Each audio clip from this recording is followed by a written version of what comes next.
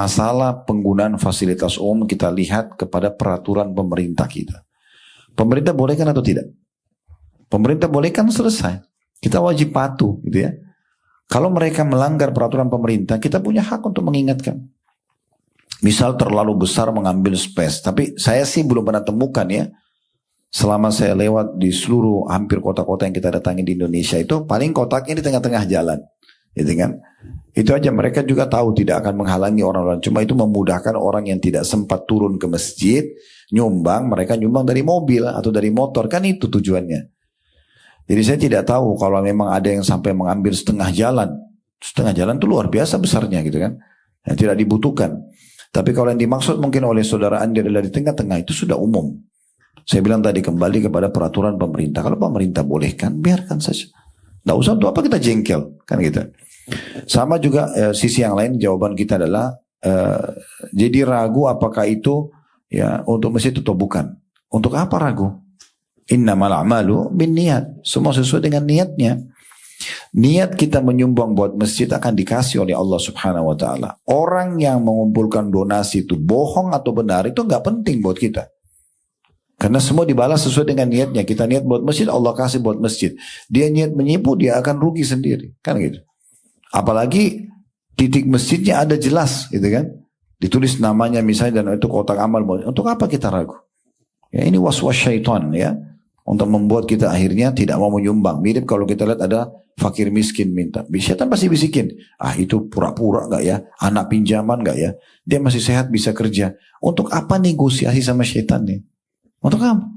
Tugas kita kalau depan mata ada kesempatan ibadah, amal soleh, eksekusi. Bukan negosiasi. Ya, gitu. Udah kasih selesai. Urusan mereka sama Allah Subhanahu wa ta'ala. Masih mungkin pernah dengar hadis yang Nabi SAW sampaikan tentang orang yang menjadi penyebab hidayahnya orang lain karena sedekahnya. Pada malam pertama dia mau sedekah lalu dia temukan seorang pelacur. Ya, sehingga saya begitu riwayatnya ya. Mungkin urutannya kalau tidak sesuai, ini mohon maaf tapi seingat saya. Jadi hadis itu menjelaskan Nabi SAW mengatakan ada seorang ingin bersedekah dan dia niat mau sedekah karena Allah. Dia keluar saja. Dia ketemuin di malam pertama dia mau sedekah. Itu seorang pelacur. Dia kasih langsung di tangannya. Dia mau sedekah. Dia tidak tahu kalau itu pelacur. Dia kasih aja. Maka kata Nabi SAW keesokan paginya orang pada bicara. Semalam diberikan sedekah kepada seorang pelacur. Tapi ternyata pelacur tersebut merasa cukup dengan uang itu. Dia berhenti jadi melacur. Di hari kedua orang itu mau sedekah lagi, lalu dia temuin seorang maling, pencuri. Dia kasih, dia tidak tahu kalau itu maling, dia kasih sedekah. Tapi si maling ini begitu lihat sedekahnya orang ini dan Allah berkahi, dia berhenti mencuri. Dan yang ketiga, hari ketiga dia mau sedekah lagi. Dan ini setiap kali sampai ke orang ini, keesokan paginya orang bicara, oh semalam disedekain buat pelacur, oh semalam disedekain buat maling misalnya. Maka dia selalu mengatakan Alhamdulillah terhadap pelacur dan juga maling tersebut. Saya bukan niat untuk mendukung mereka, tapi niat bersedekah. Tapi dengan itu Allah berkahi, mereka berhenti dari perbuatan mereka. Hari ketiga dia kebetulan keluar mau sedekah lagi, kemudian dia ketemu sama orang kaya. Orang kaya ini kebetulan sangat pelit, tidak pernah sedekah. Begitu dikasih uang ini, dia tersentuh. Kok orang ini lebih kurang dari saya hartanya, tapi kok dia mau sedekah.